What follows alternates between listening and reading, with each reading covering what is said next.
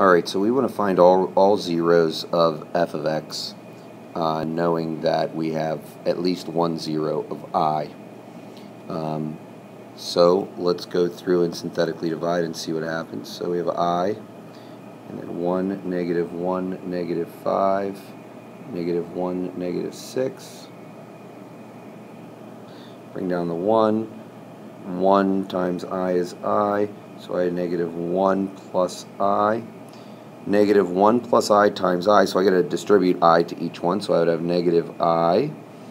And I times I is I squared, which is negative 1. So this becomes negative 6 minus I. I apologize, my stylus here is sticking to the iPad. Now we distribute again, and I get negative 6I. And I times negative I is negative negative 1, or 1. Add down, and negative 1 plus 1 is 0. I have negative 6I then. And then multiply that to I. I times that would be negative 6 times I squared. Negative 6 times negative 1, which makes it a positive. So we get this line here, and it's like, well, what do we do with it? Well, if we know that I is a 0, then that means negative I is also a 0 by the complex conjugate root theorem. So I have negative I, and rewrite my list of coefficients.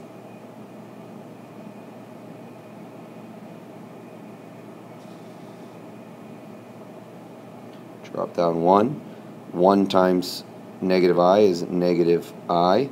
Add down, and you're left with negative 1. Notice that just the i's cancel. Negative 1 times negative I is just I. Add down, and you have negative 6.